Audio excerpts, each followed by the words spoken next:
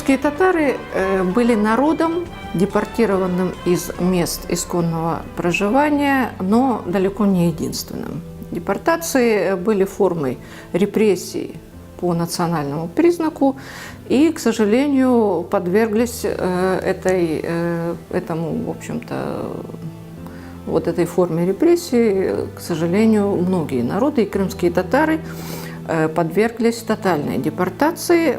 И это случилось буквально в одночасье. И нужно понимать, что это была сверхсекретная операция. И только в 5 часов вечера 17 мая руководители Крымской АССР, в частности Абдулджемиль-Менбариев и Исмаил Сейфулаев, были вызваны к руководству Крыма, и им сообщалось о том, что крымские татары будут, скорее всего, вывезены из Крыма. Ну, разумеется, до депортации оставалось всего несколько часов, и никто из, так называемого, в кавычках говоря, рядового населения, из рядовых крымских татар, конечно, об этом не знал. Постановлением Государственного комитета обороны от 11 мая 1944 года судьба крымских татар была решена. И понадобилась всего неделя, чтобы эту зловещую, страшную операцию по депортации, выселению целого народа осуществить.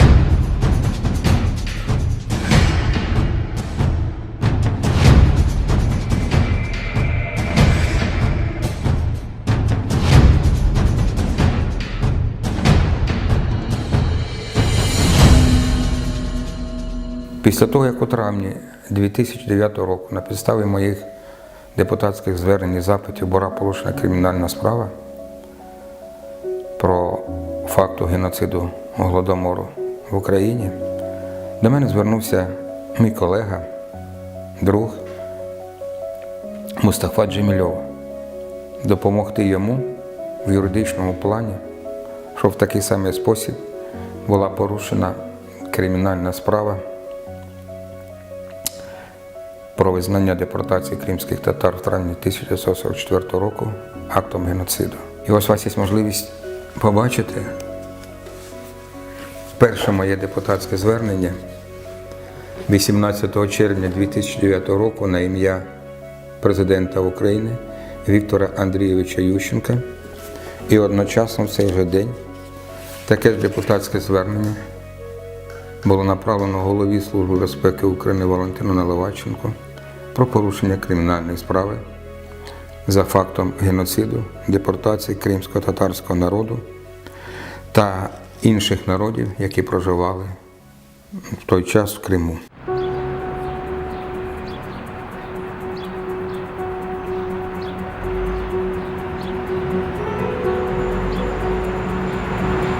Прокуратура Автономной Республики Крым проводит расследование по факту насильственной депортации 1944 года крымско-татарского народа и других этнических групп с полуострова Крым. С момента совершения депортации прошло 74 года. Совершенно логичный вопрос возникает, как расследовать подобные преступления минувших лет. Хочу вам сказать, что данные действия Советского Союза того периода были квалифицированы нами как геноцид. Это международное преступление. Хочу вам заметить, что преступление, которого не имеет и не будет никогда иметь сроков давности. Крымско-татарский ресурсный центр ведет активную работу в оказании помощи прокуратуре Автономной Республики Крым. Первое – составление реестра свидетелей депортации, которые еще живы. Второе – их участие в даче показаний в судах, в том числе из оккупированного Крыма. И третье – в сборе заявлений и памяток тех свидетелей, которые нетранспортабельны и не могут приехать в суд. Розпочнемо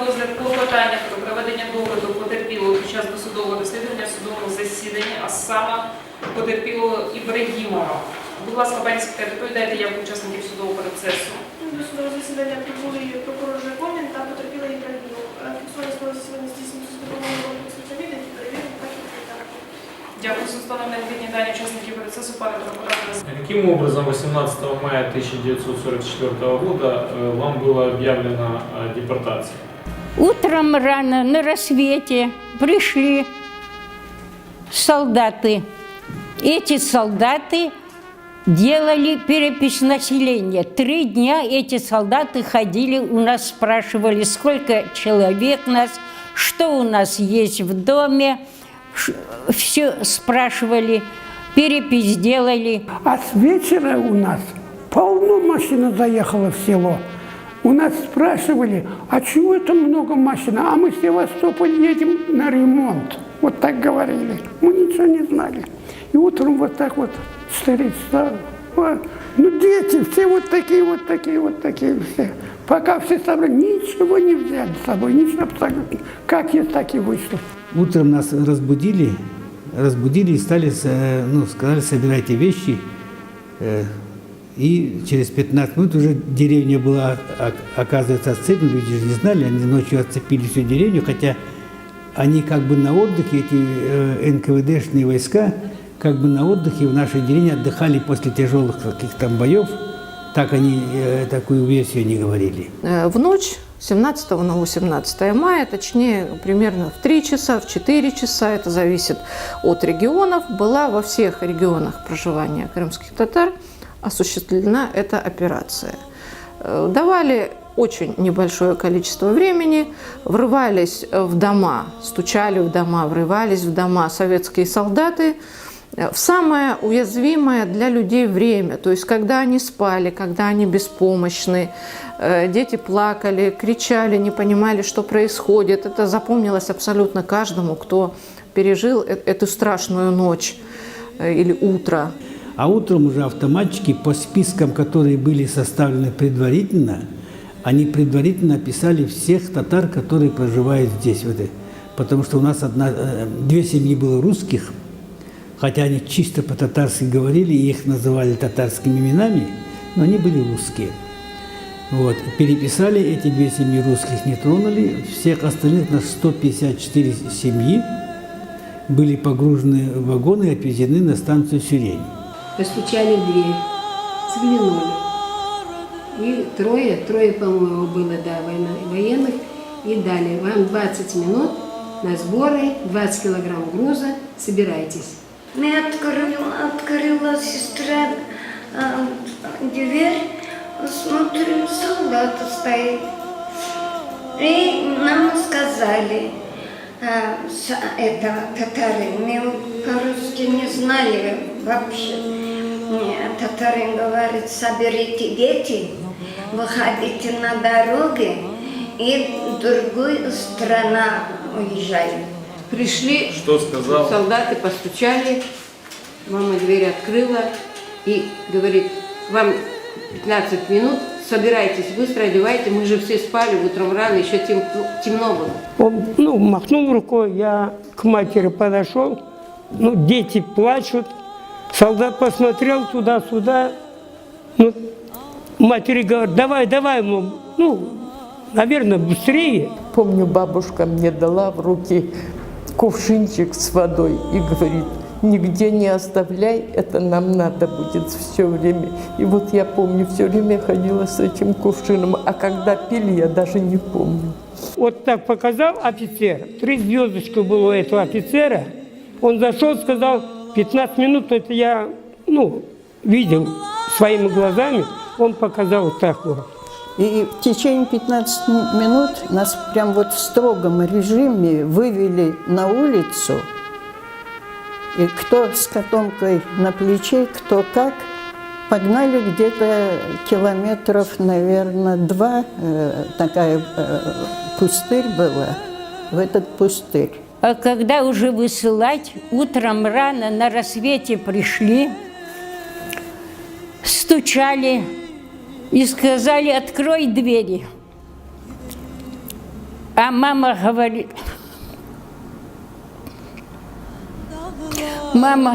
кто кто вы?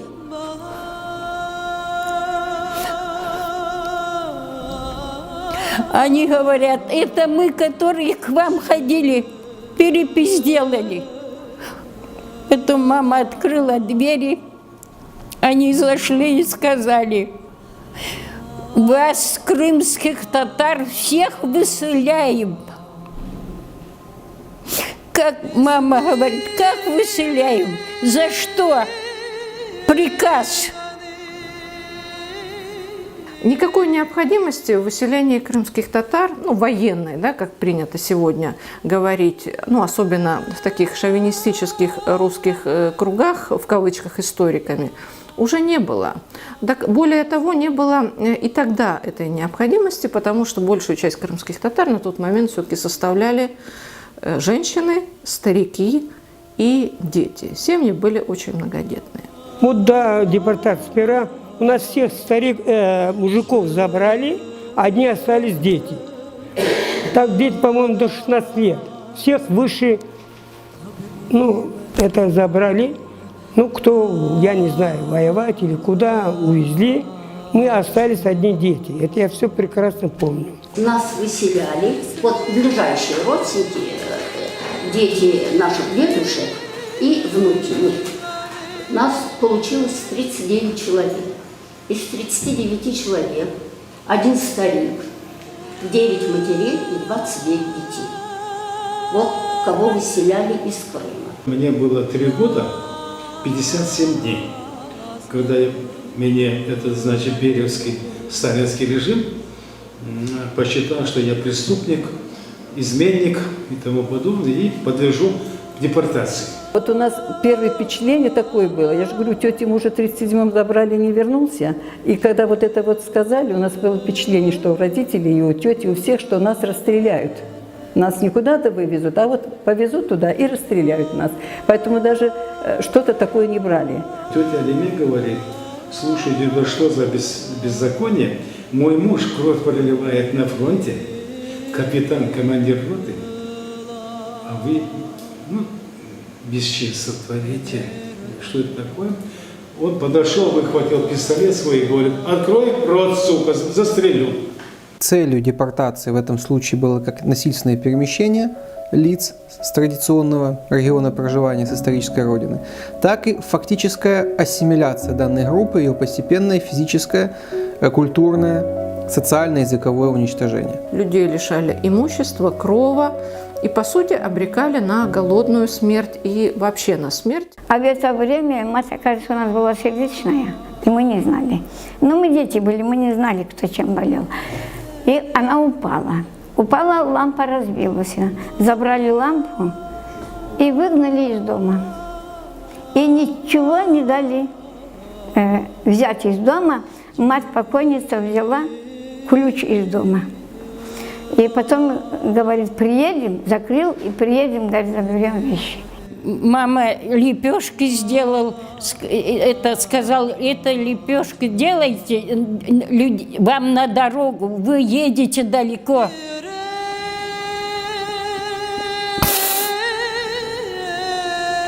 Бабушка плачет, мама плачет.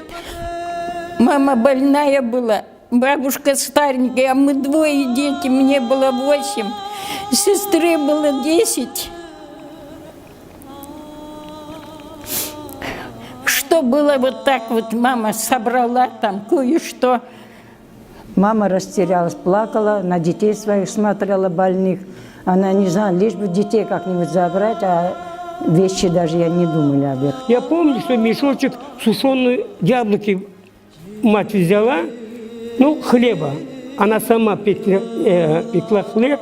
Я помню, 1,5 буханки, что ли, хлеба взяла. И больше кушать у нас ничего не было. Нас 5 всех выбросили в коридор. Из постели вот так вытянули, как щенят, и выбросили. И закрыли. Все, у нас и брать-то нечего было. Мама взяла Коран свой. И эта девочка, родной сестры, девочка на руку, она маленькая совсем была. И они не знали, они думали, что везут всех на расстрел. Ну, как евреев. брать они ничего не разрешили. Единственное, что мать взяла, одеяло, одну кружку, чтобы перед смертью дать хоть глоток воды. И Коран приложила к старику. Вот все, что могла взять. А сестра уже расстаралась, не знаю, что, говорит, нас уже стрелять будет. И сразу взяла сестра Коран, который наши Коран читаем. Повесила на город. Детей вот мама собрать успела, взяла платок и чайник один взяла. 5-литровый чайник, говорит, детям воды пить на дороге, куда бы ни были. Вот и все, мы больше ничего не могли взять. Да брать-то не давали, они все, давай быстрее, быстрее, быстрее, быстрее. В случае депортации крымско-татарского народа, как целостного коренного народа, проживавшего в Крыму крайне длительный исторический период времени, помимо общего преступления депортации также усматриваются признаки геноцида, то есть умысла на уничтожение, полное или частичное этой этнической группы, сокращение в ней деторождения с тем, чтобы эта группа постепенно исчезла как таковая. Ранее принимались решения о признании депортации преступными репрессивными актами против крымско-татарского народа. Это Декларация Верховного Совета СССР 1989 года, указ президента Республики Крым Юрия Мешкова в 1994 году. Самым важным было принятие постановления Верховной Рады Украины о признании депортации 1944 года актом геноцида, которое было принято в 2015 году. Однако все эти решения являются политическими. Да, они важны, но они напрямую зависят от политической ситуации. Депортация 18 мая 1944 года является актом геноцида по отношению к крымско-татарскому народу.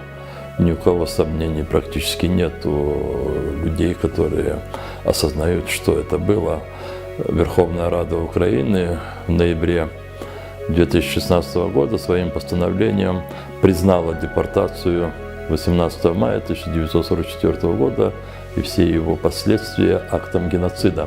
Служба безпеки України, грубо порушуючи чинне законодавство, діючи на сьогоднішній день, не зареєструвала цю заяву про злочин, не почала кримінальне провадження, а робила самі різноманітні відписки. Звертаю увагу, цікава річ. Це було 13 травня 2015 року. Заява була прийнята вранці 14 травня, підготовлена вранці. Під вечір 14 травня 2015 року в силу своєї колишньої професії я узнав, що керівництво Служби безпеки України з Москви отримало вказівку по агентурній лінії ФСБ не порушувати кримінальне провадження за фактом геноциду насильницької депортації кримських татар. Тоді, 15 травня, до обіду, я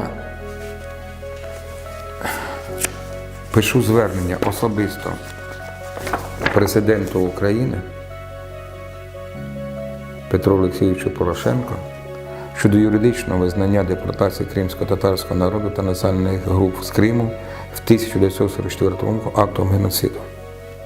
І вказую на те, що як от було 14-ту Службу безпеки передана заява, яку я отримав інформацію, і щоб негайно була дана вказівка почати кримінальне провадження. І розписую доказову базу вчинения акту геноцида против крымского татарского народа. Расследование этого дела – это цепочка правовых актов, правовых действий, которые происходят в государстве в соответствии с нормами международного права. И признание факта геноцида крымско-татарского народа постановлением Верховной Рады, которое было принято в 2015 году, и, соответственно, определение этого факта в законе Украины от 2014 года, но этого недостаточно для того, чтобы этот факт как факт геноцида нашел свое отражение и осуждение в обществе. Звертаючись до президента, я просив, щоб у діюче законодавство були внесені зміни, щоб ще й на законному рівні закону депортація кримських татар і національних груп по аналогії із Голодомором в Україні була визнана геноцидом. В силу різних причин, мабуть, і політичних, в законі це рішення не прийнято Верховною Радою. Президент України не вніс цей законопроект, який я йому рекомендував, там додати лише одне слово, що насильницька депортація кримських татар і національних груп у 1944 року з Автономної Республіки Крим є злочином – актом геноциду. Але хочу подякувати колезі Миколі Княжинському, який був автором проєкту постанови, що Верховна Рада не законом, а постановою Верховною Радою визнала депортацію актом геноциду. Це теж політично-правове рішення, але все-таки рішення. Целый день нас продержали на поле, и уже начинало темнеть, да, пошел дождь, открытая машина грузовая, нас погрузили и на станцию Сирен. Когда мы сели, все визжат, там собаки воют. Это кошки мяу, мяу, мяу. Все, кошки за хозяйкой бежут, за девчонкой бегут. Это же даже был случай, что собаку застрелил офицер. Там все, и одна половина сюда, одна половина, где конюшня была, на эту сторону, там собрали. Пока машины нету, и мы ждали, когда машины все погрузили и Симферополь. Мы были на кладбище, там ночь просидели, утром машины приехали. Много людей было, кроме вас там? Много было в поселке. Весь поселок собрали на кладбище. Из обстоятельств усиления я помню только, как где-то ночью темно было, грузили на машины. Вот такие есть, старинные машины. И вывезли на станцию. Потом подошла женщина, старушка. Ей было Альмате, по-моему, 92 года. Вот у меня в памяти вот это самое. Она Куран взяла вот такой. У нас книга Куран. Вот такой. Офицер взял, выбросил. Но она со слезами начала вот эти листы собирать. Солдат подошел, пнул эту старушку. Она опять, значит, за Кураны сам, они берут, кидают. Она опять эти листья собирает, все такое. Подняли старушку, машину посадили. И половина Курана остался же, на земле. Опять, когда вот офицер отвернулся, она правым задом вот такой спасла, открыла все беду. И опять же этот листья начал собирать, опять ее начали бить. Хотя у нас возникают, правда, сложности такого характера, как отдаленность мест, где были расселены крымские татары. Это уничтожены на данный момент документы. Это то, что многие доказательства находятся в других государствах, таких как Узбекистан, Казахстан, Российская Федерация. Мы направили международное поручение в эти страны, чтобы нам предоставили архивные документы. Сложностью данного уголовного производства является то, что, первое, уже прошло более 73 лет с момента совершения тяжкого преступления. Второе, основная доказательная база находится на территории других государств. Третье, необходимо установить большое количество потерпевших и свидетелей, самым младшим из которых уже более 78-80 лет. И четвертое, конечно же, оккупация Крыма, где остались архивные документы и живет большая часть пострадавших и свидетелей. Отдельным Международным нарушением Конвенции о геноциде является уклонение от надлежащего расследования данных фактов, а также попытки оправдания геноцида, чем в данный момент занимаются оккупационные власти Российской Федерации. В частности, оккупационные власти Российской Федерации скрыли либо уничтожили все документы, связанные с расследованием геноцида крымско-татарского народа, собранные украинскими властями с участием органов самоорганизации крымско-татарского народа до 2014 года. Есть официальные документы оккупационной власти, так называемые официальные, свидетельствующие о том, что они отказываются предоставлять данные документы и сообщать их местонахождение. Это тоже отдельное международное правонарушение. Пришли последний, вагон не сели, прям двери. Я знаю. Станция была в Это вашем селе? Баксарай, Баксарайская станция там. И вот так сидели, и дверь закрыли, и мы... Вагоны со всех сторон с автоматами стояли, чтобы люди не разбегались. Толкали нас, как скотину, в эти товарные вагоны. Винтовком толкали женщинам, мужчинам, затолкали, закрыли дверь.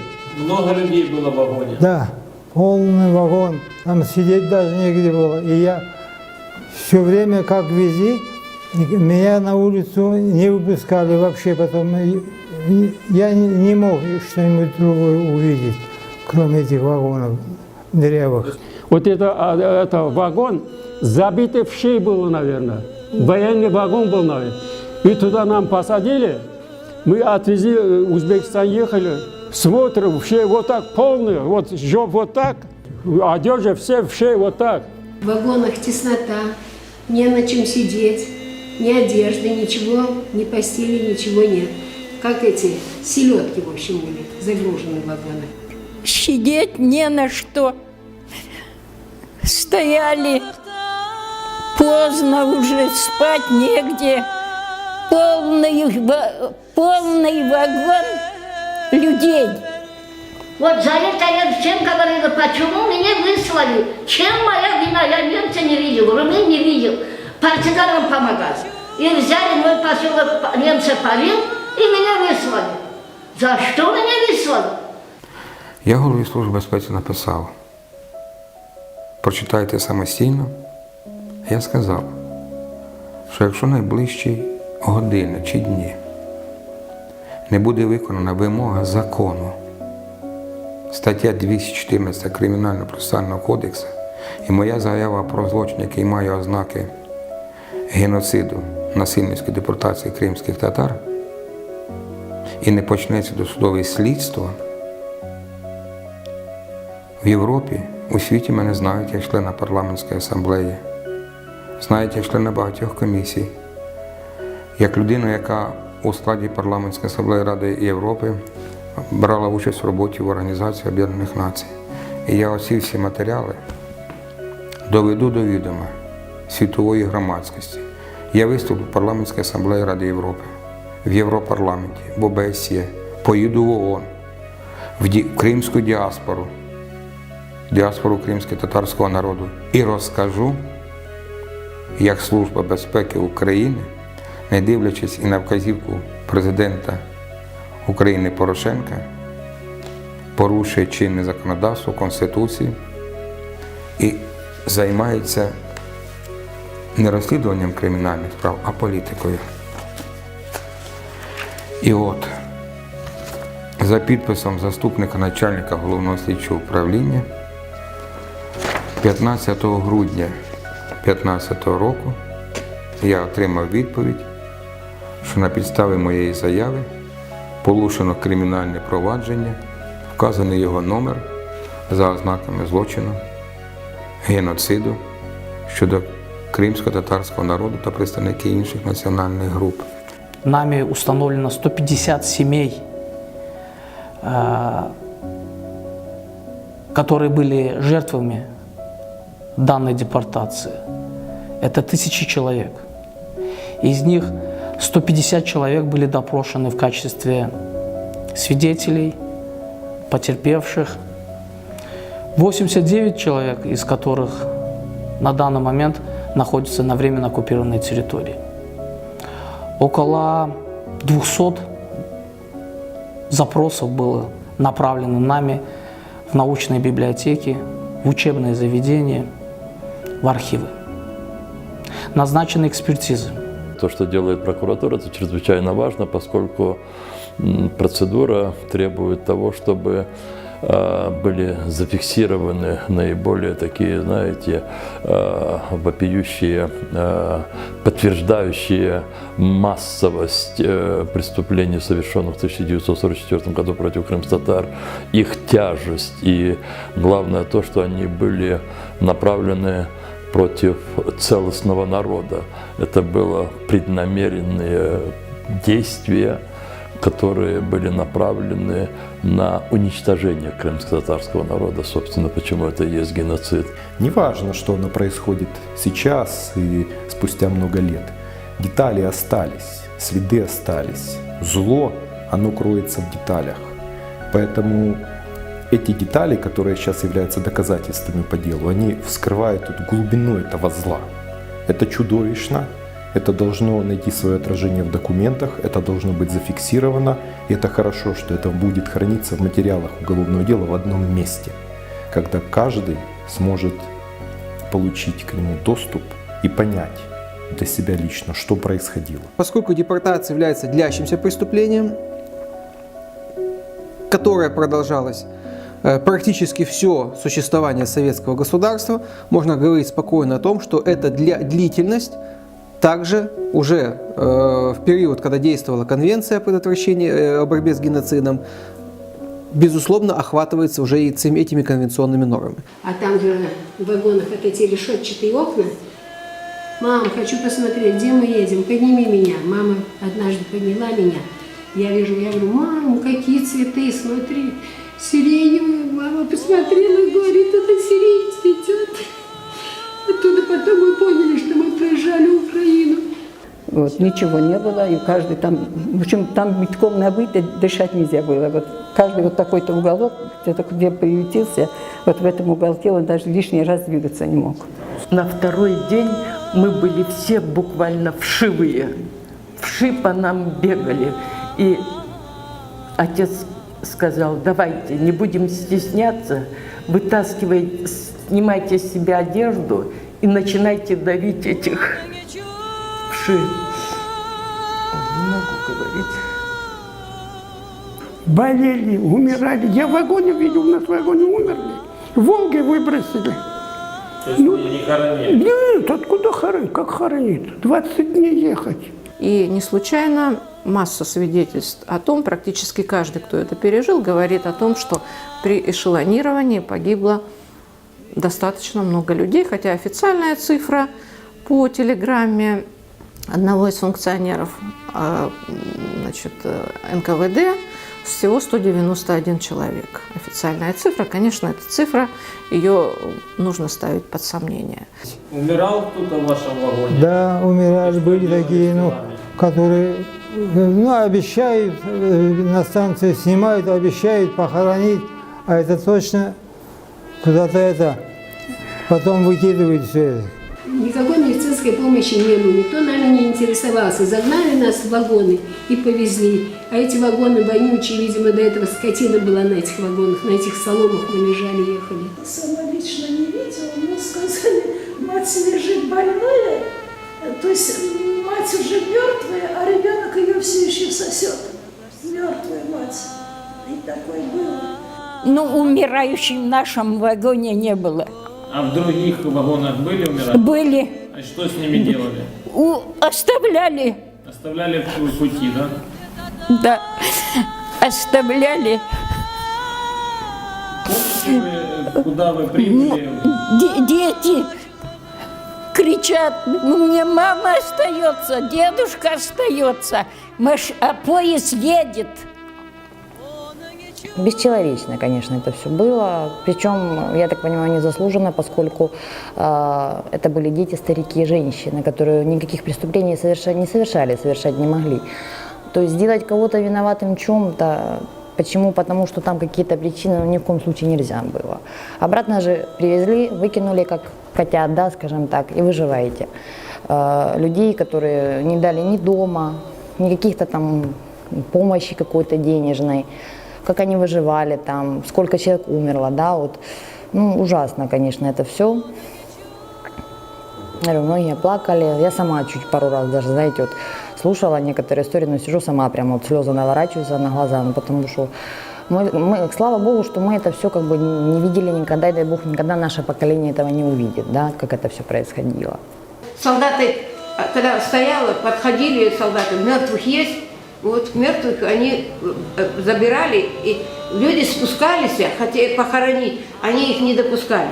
И говорит, мы сами похороним. И вот поезд трогался, а мертвые оставались на дороге.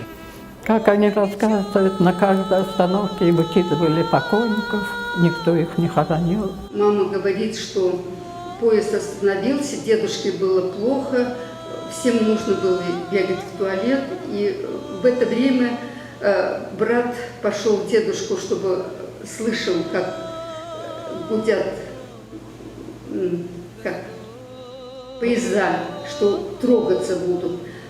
И дедушку хотел взять с собой, вот, ну, ему было 14 лет тогда брату, а солдат берет его, бросает в вагон, а дедушка так остается там, и поезд трогается.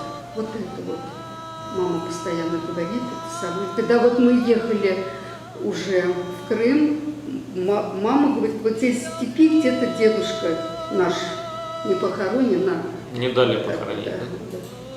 Вот я считаю, что дороги до Средней Азии и до Урала, наверное, забиты покойниками железной дороги. Экспертиза демографическая показала, что около 200 тысяч крымских татар было насильственным образом депортировано из полуострова Крым, не приспособленные для жизни районы Средней Азии.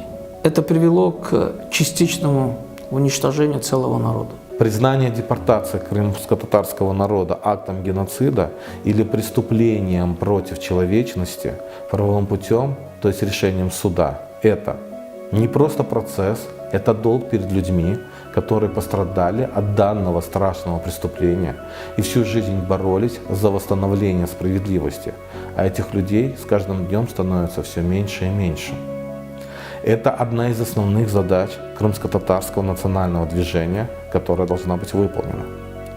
Это долг перед последующими поколениями, ведь решение суда является правовым доказательством тех преступлений, из-за которых погибло около половины всего крымско-татарского народа. Что такое геноцид в первую очередь? Это в первую очередь это чудовищная ложь, которая ему предшествовала и которая за ним последовала. Снятие этой лжи. С этой ложью жить нельзя. Общество не может с ней развиваться. Признание этих действий преступлением – это один из способов развенчания этой лжи. Лжи не должно быть в истории. Поэтому установление этих деталей, этих фактов путем свидетельских показаний – это правильно и должно быть доведено до логического завершения. Это первый шаг к тому, чтобы люди понимали, что за совершенные преступления безнаказанными никто не останется. И рано или поздно придется нести ответственность.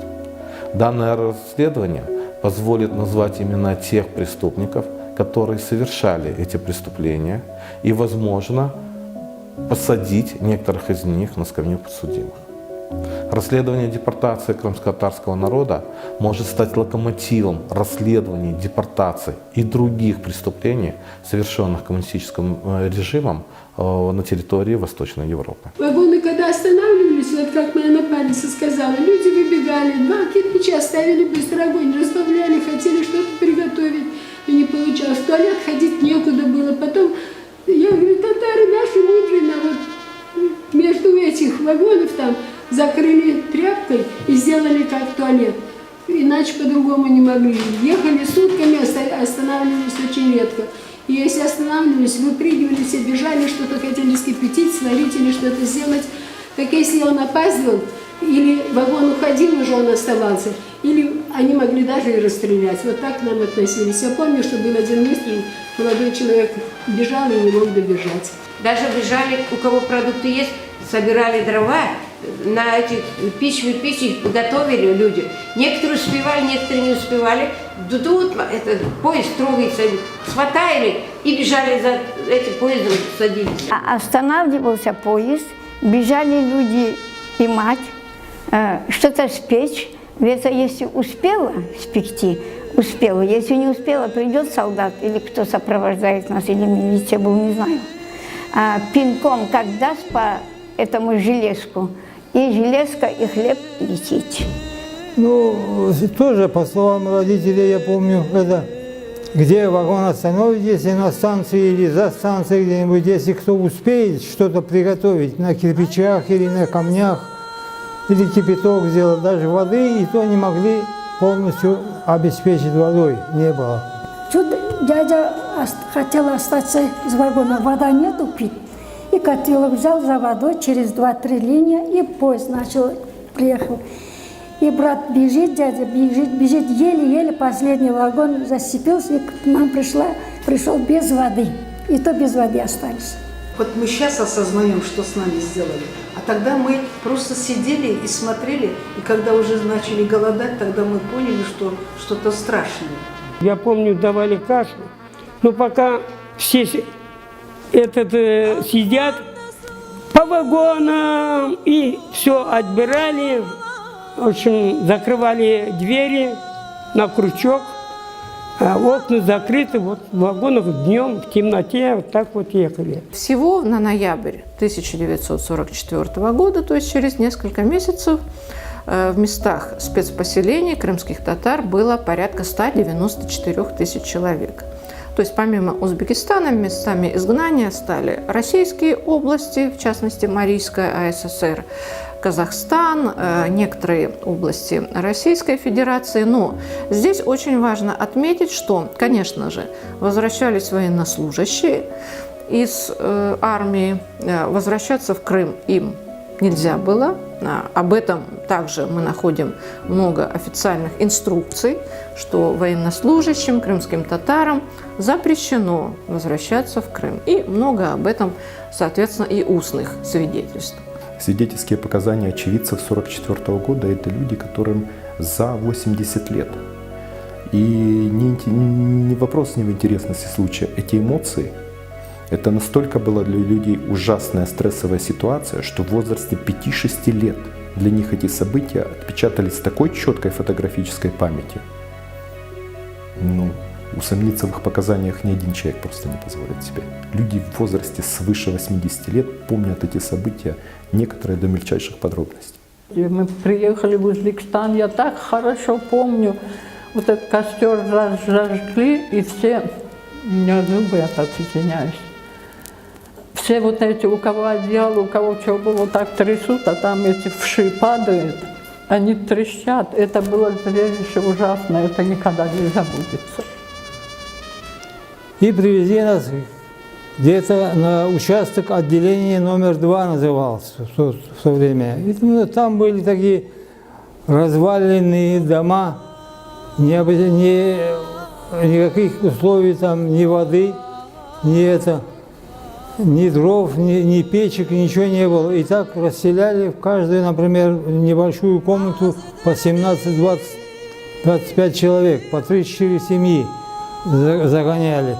И так мы долгое время прожили. И сейчас меня дрожь берет, когда я вспоминаю, во что нас поместили 11 человек. Это была кибитка узбекская, развалившаяся, ни окон, ни дверей, просто проемы были. И там, видимо, собаки жили. Вот говорят, устраивайтесь, вот здесь и находитесь. Нас вот это где-то эти из шапов освободили их сараи, а там вонь, ну, женщины выгребли, набросали траву, все, и сверху, что было, одеяло накрыли, и вот мы лежали на них. Нету ни окон, ни дверей. Нас привезли в одном бараке, мы жили 8 семьи. Была одна печка посреди барака. Там 1 или 2 склад, потом вот такие бараки, И вот так их загородили, да, вот до половины кирпичом, потом камышом. Шкатулили, вот маленькие комнатки. Дверь и окошко. Больше ничего нету, не там жили. Нас отвезли в этот бараний, как сказать, сарай. И вот все туда закинули. Вот вам угол, вам вот угол, помню, все вот свой угол, у кого какие тряпки были, отгородились, но все-таки живые люди же. И жили там, одну комнату я помню, двери там не было, вот так одеяло было прикрыто, вместо двери одеяло, и все вот это, а мы все на полу спали. Никто не плакал, все в шоковом состоянии были, потому что просто это не условия были, а ад самый настоящий. Солому настелили на пол, у нас ни одеяла, ни подушки, ничего совершенно. И вот в одной части этого барака жили тоже семьи. Я помню, что мужчина, где его жена, где его дети, что он один там, или они все до этого умерли, или что.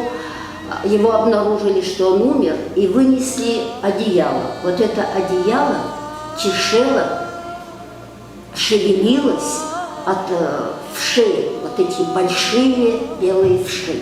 Вот это детское мое, вот как это вот одеяло, ее вытащили, часть сами. Вот так жили люди. Так вот, во время депортации и расселения крымских татар, не приспособлены, как я уже говорил, в районах Средней Азии, от болезней, чумы, эпидемии, погибло почти 110 тысяч человек. При самой депортации погибло около 8 тысяч человек. Это подтверждает тот факт, что тотальная депортация крымских татар 1944 года и последующее содержание в немыслимых условиях целого народа привело к широмасштабным преступлениям властями того периода. Я надеюсь, что эти материалы дела станут не только интересными для правовой, скажем так, людей, которые интересуются правом. Я думаю, что они будут представлять собой историческую ценность, и осуждение этого факта, расследование его, будет отвечать в том числе и выполнять международную резолюцию Парламентской ассамблеи Рады Европы 2006 года 1481, которая требует осудить последствия тоталитарных режимов бывших коммунистических. Это правильно, так должно быть. Первое время они нас очень боялись. Им говорили, что вот трехглазые звери какие-то едут, будут издеваться, бойтесь их. И вот кругом стояли и смотрели как на нас, как на диких зверей. А потом посмотрели, что мы обыкновенные люди. Ну, они мусульмане, и мы одинаковые молитвы у нас, одинаковые. Это потом стали помогать, кто чем мог. Ну, помогали как, у одних в чердаке мы жили, а там между каждой балкой вода течет. А нас шкуркой укроют, вот так мы втроем сидим, на голове шкурка вместо зонтика и кругом капает. Вот так помогали, что это. Местное население дико смотрели. Так по их разговору говорили, что у вас рога есть одни, рога, как у носорога. Отношения, ну нет ничего, да, нет ничего. Кому ты нужен? Нет. Этим людям разъяснили с первых дней, что к вам едут с рогами, люди с рогами, и одноглазые люди едут. И люди прятались. А потом они говорят: вай, а нам сказали здесь, что вы одноглазые, двурогие, а вы, кажется, такие же люди, как и мы. Люди удивлялись. Вы знаете, вы, говорит, еще боговерующие, вы Богу молитесь. Это, говорит, чистоплотный. А нам, говорит, говорили: будьте осторожны, Привезут людей, люди едут, рогатые, одноглазые, людей кушают, детей, говорит, прячут детей, людей кушают. Лично вот эта женщина, она мне говорит, а вы, говорит, такие люди, говорит, как обыкновенные, вы, говорит, такие чистоплотные, все. Вот честное слово, это вот все это правда. Ну, в первое время, конечно, они никто принимать и видеть нас не хотели, боялись, их пугали, потому что людоеды едут, одноглазые. Потом они рассказывали, потом видели, что народ спокойный. А наши соседки ходили, посмотрели, что кто-то Коран читает, кто-то, они увидели, оказывается, мусульмане, и начали относиться средние так. Люди умирают, люди болеют, и те же вот бабушки, вот, которых допрашивали, да, они маленькие были, как их мамы, умирали их дети, они ничего не могли сделать. Я тоже мать, понимаете, в чем дело? И когда на твоих глазах умирает ребенок, и ты не можешь ничего сделать, ну это ужасно, просто. Когда нет лекарств, когда нет... Ну, элементарно, как рассказывали, картошку делили, по-моему, там, то ли картошку в день они выдавали, вот, да, мама уходила там, ну, это кого отправили, не помню. Ну, я точно не помню уже, куда кого отправляли, там, где на лесоповалы. Отправляли куда-то в Россию или куда-то, не помню. Вот одну картошку, говорит, мама уходила на работу, и нам одну картошку оставляла один. Ну, представьте себе, что такое для матери, когда тебе нечем накормить своих голодных детей. Или когда они умирают, и нету лекарств, которыми их можно вылечить. Это, ну, это просто, ну, это только мать поймет, поймите, ну, вот, поверьте мне. Вот два брата лежали тифом, потом постепенно стали поступать. Потом я заболела тифом, старший меня брат заболел. А мама заболела дизентерией, и она скончалась. И вот остались 6 детей. Меня похоронили. Потом стали в детдом уходить. Сперва ушли 2 брата, и сестру забрал дядя. Они в другом селе жили, там была рядом больница. Он устроил их там в больницу. А 2 брата отправили в детский дом. Потом и я, соседка тоже, Анифе была дочка, их 5. В один день 2 умерли, мать с братом. Через несколько дней отец с сыном тоже умерли. Никого не осталось. Вот с этой Анифе мы пошли в детский дом. И вот я 7 лет воспитывалась в детском доме. Вот на это время такое трудно было. Мне сестра была 21 года рождения, он там 2 месяца жил, умерла. Сестра. Малярия, дизентерия. Вот отец тоже малярия была, и я тоже малярия была. Такой трудность. Вот такой ахарикин пьешь, никак не помогает. А лежит температура, катится, и уже по земле катится. Нет. Я плачу, кричу, мама, мамочка, не умирай, я с кем останусь? И все-таки даешь эту хинину, она пьет эту хинину. И это, вот это, ее подруга не выдержала, у нее болезнь сердца была, пароксизмальная тахикардия, умерла. Мама, слава Богу, выжила.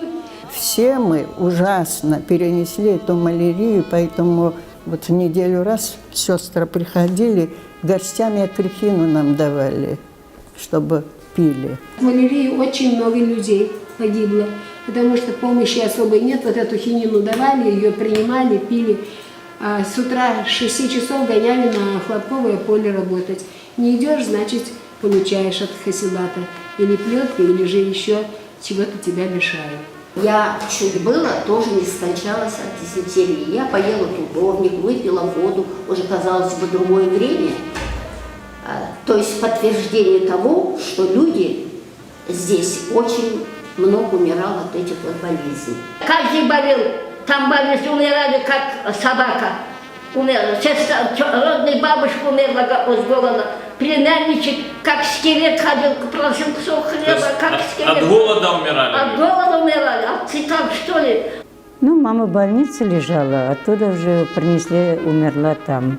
Отец умер, я уже в детском доме была, не знаю, родители где похоронены, не знаю. Только услышал, что умер отец, и говорит, ночью вот рядом умер 2, говорит, за один день умерли мать с отцом. И отец встал, говорит, пошел, посмотрел, это со слов снохи, невестки нашей. Отец, говорит, сходил, но он, говорит, с запорами мучился, потому что ничего не кушал. и не ходил. Видимо, у него было это.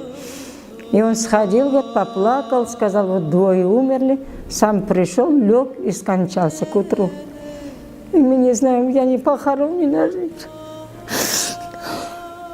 Вот я вам скажу, вы мне поверьте, вот сейчас в урожайном живет, как я его хорошо помню, Аззага называется, отца, два сына унес.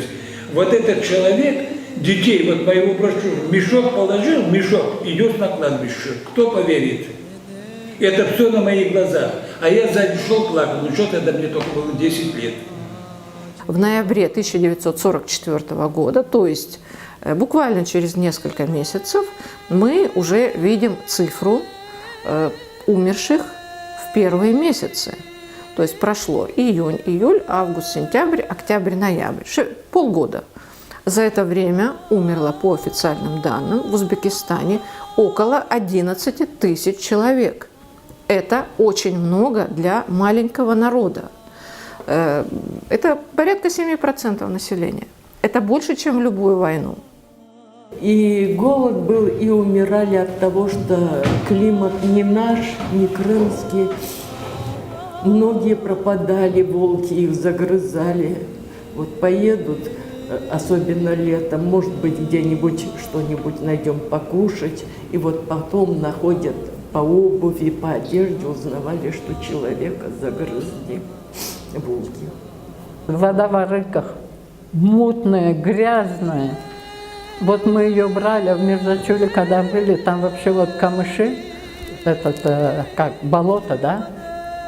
В этих болотах скотина пасется.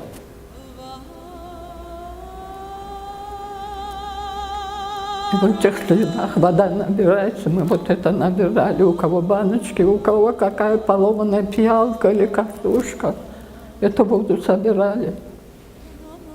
Жгли вот этот камыш, а он руки режет, у меня все руки аж белой косточки видно было.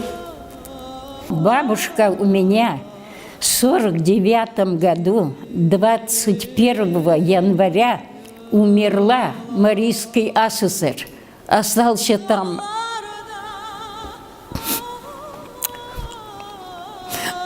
Хоронить некому. Могилу копать некому.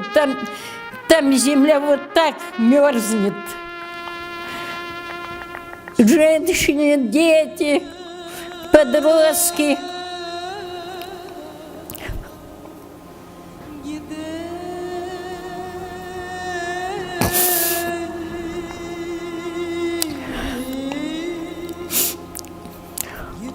Похоронили бабушку.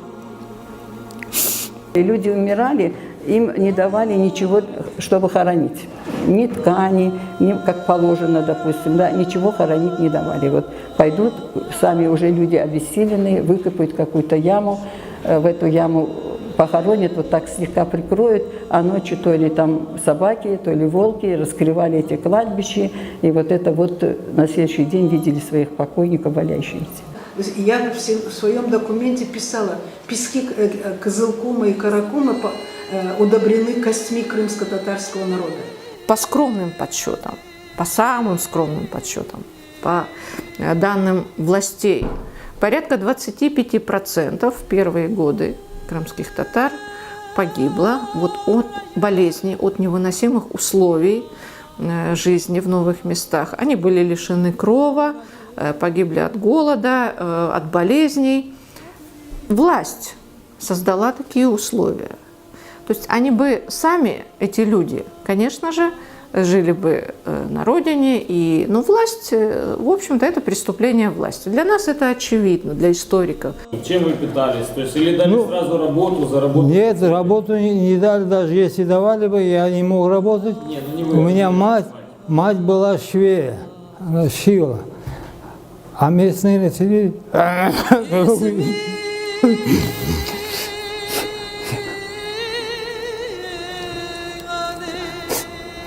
Извините. Население, они шить даже не умели. Не знали, что такое рубашка или там штаны. Мать швеей была, раздобыла где-то швейную машинку старую, как помню. Она шила, ходила по домам, шила и меня таскала с собой. Вот мы такие питались. Ну, хватало вам на жизнь тех денег, что мать... Кое-как, На хлеб хватало. кое-как хватало, да. Ой, мама приходила, даже мне аж плохо. Она ночью сидела и стирала, штопила и плакала, сидела. На все это луна, когда бьет окошко, она сидела, штопала и сидела, плакала. Вот такие жизни мы жили. Ну, давали продукту, давали. Но кто продукту кушал, тот умирал. Вот я помню, пшено дали. Кто это пшено съел, ну, кашу там варили, я не знаю, очень много. У меня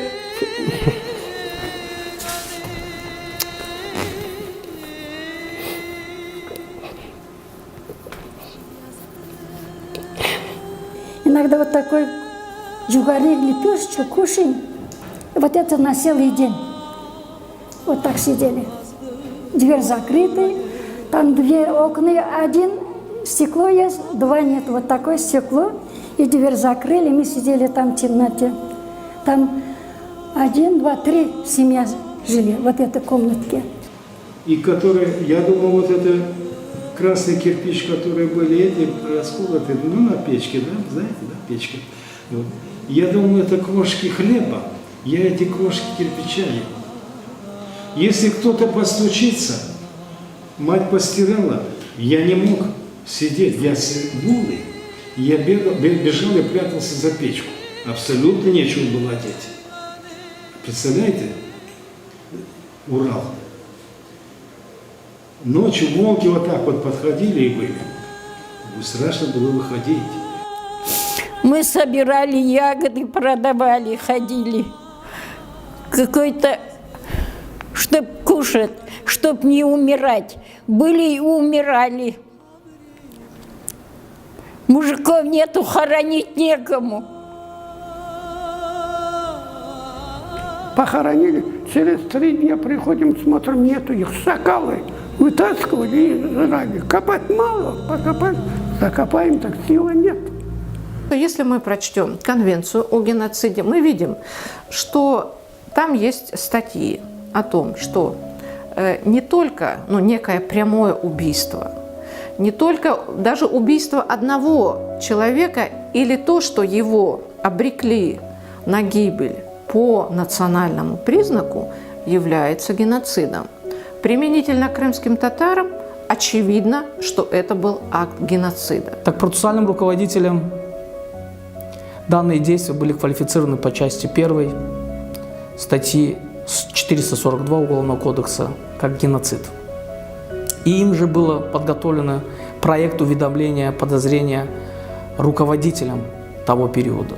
Расследование данного дела направлено не на то, чтобы его подтвердить, а на то, чтобы осудить в обществе, в первую очередь в нашей стране, этот факт. Он требует осуждения для того, чтобы на его основе воспитывалось дальше поколение. Если к нам в дом приедет гость из другой деревни или вообще родственник где-то нашел, без разрешения комендатуры от того места, откуда приехал, то наказывалась глава семейства. Штрафы были, там наказания, вплоть до тюремного заключения. Поэтому принимать каких-то родственников это было строго запрещено и без разрешения комендатуры. Вот самовольная отлучка куда-нибудь 25 лет. Подписываю за это дело, я сам подписываю за этот протокол, или как его называли. Вот он каждый месяц ходишь, подписываешься, что я никуда не убегу и ничего не сделаю такого плохого. И вот подписываешься, в следующий месяц, ну так это до 53-го года, пока это милый человек, извините за выражение, не сдох. Они просто очень строго смотрели на нас, как я помню. Я всегда, подходя, ежемесячно же расписывалась, подходя, я всегда дрожала. Они так это сурово смотрели всегда. Бригадиры издевались над девушками, 15-16 лет заставляли работать. Ну, я даже сам лично камнем кидал на бригадира, ну, по дереву затащил девчонку. Ну, я вот сюда в хребет попал, он отвернулся, девчонка убежала. Ну, а потом я 3 дня прятался. А если не хочет кто-то идти на работу? Не хочет, заставляли кнутом. Кто заставлял? Там были узбеки на лошадях, ездят, даже кушать нечего, идем этот собираем пшеницу, чтобы что-то готовить. Кнутом гоняли всех, нахально. Двигаться дальше 5 километров от того места, где мы жили, мы не имели права. У нас жизнь такой был, мы очень тяжелой жизнью жили. Один галош на 2 сестры меня. Она придет, если погода хорошая, я иду в школу. Когда плохой, мы не можем ходить. Вот так я 4 класса кончила, потом не учился и работал. Нам и в школе даже разговаривать не разрешали на татарском языке, не то что там. Даже радио, если играло радио, то 10 минут в день радио. А так, чтобы если концерт сделать или это куда-нибудь сходить, такого ничего не было. А радио всего 10 минут играло. Я об этом писала, о культурном геноциде тоже писала. Не только физический геноцид, но и культурный геноцид. А в тот день, в 1956 году, когда был указ о снятии спецпереселения с крымских татар, всех крымстар собрали в клубе.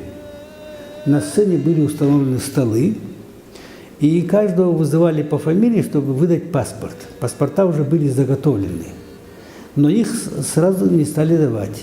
Когда вышли люди первые, им подали типографскую, бланк типографский, уже заготовленный, расписка о том, что я такой-то, такой-то отказываюсь от движимого и недвижимого имущества, оставленного мною в Крыму. И люди вынуждены были, некоторые сначала не подписывали, но потом со временем, месяц-два, все равно не подписали. Потому что паспорт нужен был для передвижения в той местности. Я в Узбекистан в институт направил документы, в институт, чтобы поступить. Авиационный институт поступать хотел. И когда я уже... убивает человека, вот это вот. Я сдал экзамены, помню, знаю, что все хорошо сдал. А когда пришел, искал фамилию, что это, я, выходит, не прошел. А почему не прошел? Это, провалился. Они спрашивают, вот если ты в узбекскую школу, это отделение пойдешь, ты можешь пройти. А если в русскую идешь, нам нужны свои кадры. Короче говоря, сказали мне так, нам нужны свои кадры, по-узбекски сказали вот эти слова. Потом я в 65-м году вышла замуж, у меня родилось 3 детей, и кормя этих детей грудью, я говорила, вы должны были, пела им песню о Нине, и говорила, вы должны были родиться не здесь, вы должны были родиться только в Крыму. Но это сбудется когда-нибудь. Когда я вернулся в Крым обратно, мне уже было 32 года.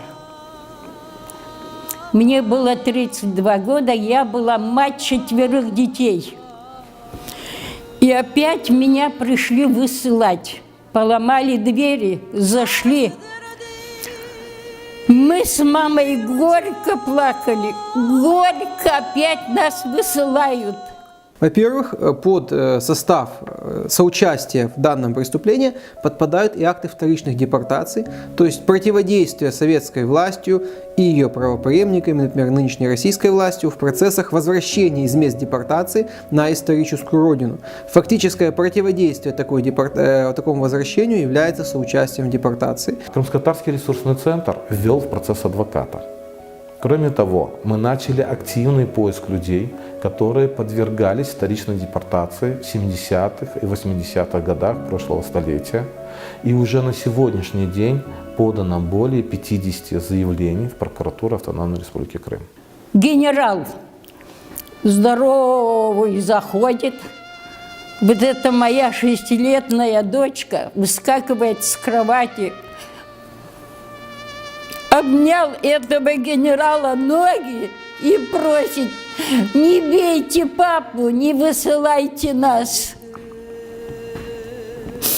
Эти два судоисполнителя слезами ушли, а это генерал взял, уже мы в совхоз ходили работать, взял, черешня закатала, взял эту бутыль и говорит: это детям на дорогу.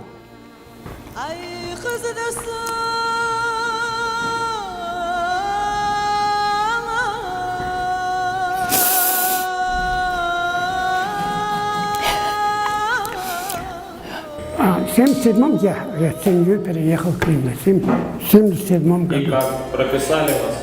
Никак не прописали. Ночью приехали, ночью нам уже сказали: ночью приезжайте, днем приедете, соседи вас тут же сообщат и вас приедут выселят. Мы ночью искали, ходили по квартирам, кто продает, кто не нашли.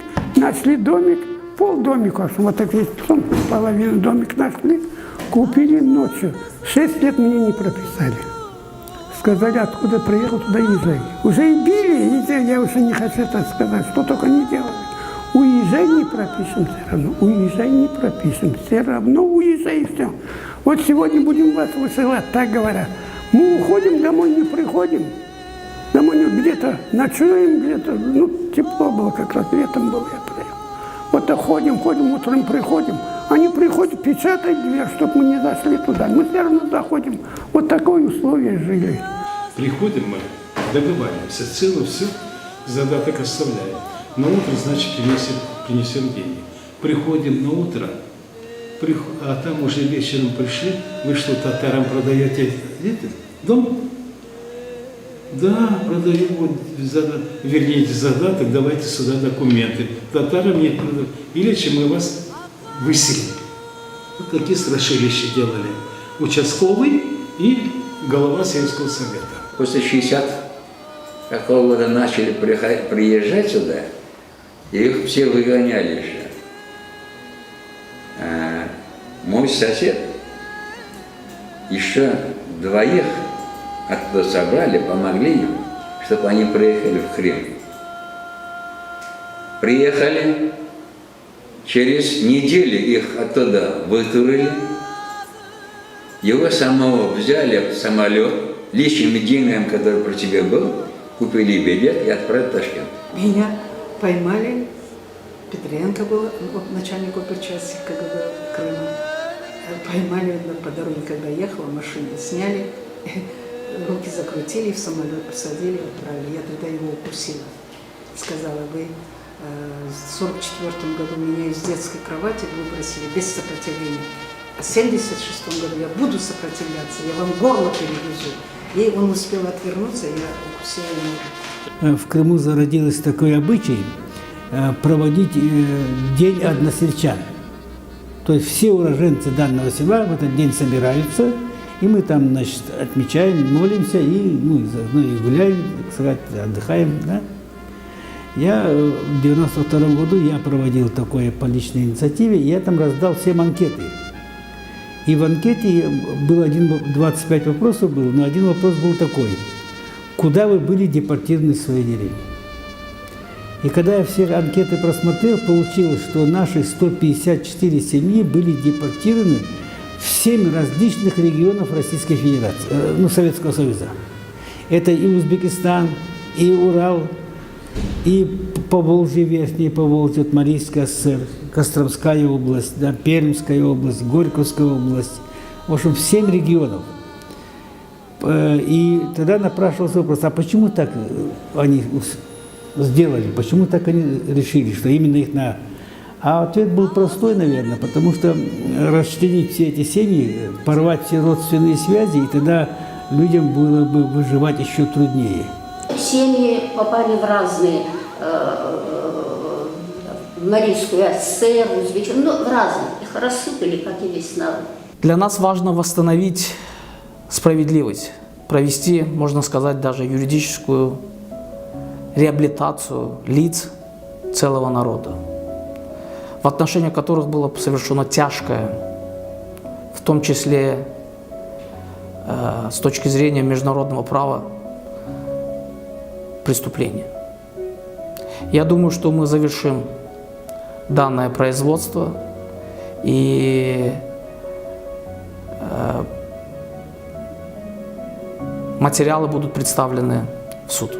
Но очень важно довести это до вот юридического, так сказать, расследования, до логического конца. И я думаю, что вот это очень важно не только для нашего поколения, но и для тех стариков, кто сегодня свидетельствует об этом. Потому что очень многие люди, крымские татары, ушли в этот мир вот с этим самым, с горечью, с обидой, ушли как предатели, хотя им было тогда, может быть, там, 5 лет, да, вот ушли с этим чувством морального поражения. И это, конечно, очень страшно, это простить властям невозможно, но никто, что очень важно, за это не ответил. Не ответил Сталин, не ответил Берия, не ответили исполнители. Хотя я читала документы, например, вот сохранился большой комплекс документов об изгнании крымских татар из Судакского региона. Военно-чекистская спецоперация, так было сказано об этом, была проведена успешно. Руководство, вплоть до самых последних денщиков за успешное выполнение этой самой спецоперации были награждены орденами, медалями, ценными подарками, денежными премиями. То есть эти имена, фамилии известны. Никто из них не ответил и, скорее всего, уже за это преступление не ответит. Должен быть окончательный судебный акт по данному делу, который установит, скажем, виновность определенных лиц. Но за этой виновностью следует очень много фактов, очень много выводов, которые будут иметь значение для предотвращения любых последствий глобальных нарушений прав человека не только в нашей стране, но і в цілому і в других обществах. Мені, українців, це ідентична біль була духовна, як для кримських татарів. Їх депортація і те, що зараз продовжується геноцид. І така ж ідентична біль загиблих моїх рідних і близьких земляків під час Голодомору, геноциду. І по кримських татарах, і по Голодомору. І я чув очевидців, які це розповідають. А крім того, я в руках тримав, вивчав, аналізував, співставляв документи, які це засвідчили, які це були масштаби поголовного винищення кримських татар, українців, тим проклятим сталінсько-комуністичним режимом і тією комуністичною ідеологією, яка була ними запроваджена. Оккупационная власть всячески противодействует попыткам расследования геноцида, самим фактам оккупации, контролем оккупированных территорий, а также фактически легитимируют в глазах мировой общественности этот акт, и в глазах собственного населения всячески пытается придумывать некие нелепые чудовищные оправдания злодеяниям советской власти. Это также является международным преступлением, как попытка реабилитации геноцида и оправдания этих лиц, которые его совершили. Вот этот моральный аспект, он, конечно же, очень важен для наших стариков, для нас, молодежи, и для людей среднего поколения, что вот крымские татары уже не должны чувствовать себя людьми второго сорта. И я считаю уже, вот как историк, что любое преступление должно иметь наказание, потому что у каждого преступления есть преступники, у них есть имена, у них есть должности, их нужно назвать. Мы не можем многих из них вызвать на допрос, но мы можем назвать их имена, потому что никто из них практически не раскаялся. Для Украины, прежде всего, это значит, будет признанием того, что такие вещи, преступления имели место, да, по отношению не только крымским татарам, но вообще тогда, что происходило в то время, понимаете, в чем дело? Тогда же не только крымские татары пострадали, тогда, скажем так, вся Украина, весь Советский Союз страдал от этих политических преследований, от этих репрессий, это все, все это уже известно, скажем так, это уже не секрет, но я думаю, что это будет важно, да, именно на политическом международном уровне. И для Украины это имеет большое значение, потому что цепочка расследования дел, которое является преступлением против народа, во-первых, это геноцид, установленный факт Голодомора. Во-вторых, это геноцид крымско-татарского народа, который не только определяется фактом депортации 1944 года, ведь это же было длящееся преступление. Один из элементов или один из направлений расследования заключается в том, чтобы установить и довести до логического завершения всю цепочку. Поэтому именно вот здесь сложность данного процесса. Сегодня украинскому государству очень важно и для своего развития, и для того, чтобы крымские татары, как государство, образующее этнос в Крыму, чувствовали себя комфортно, чувствовали себя людьми такими же, как все остальные, а не какими-то там детьми, внуками предателей, да, как это было вот до последнего времени. Для меня важно, что восторжествование справедливости, принцип неотвратимости наказания.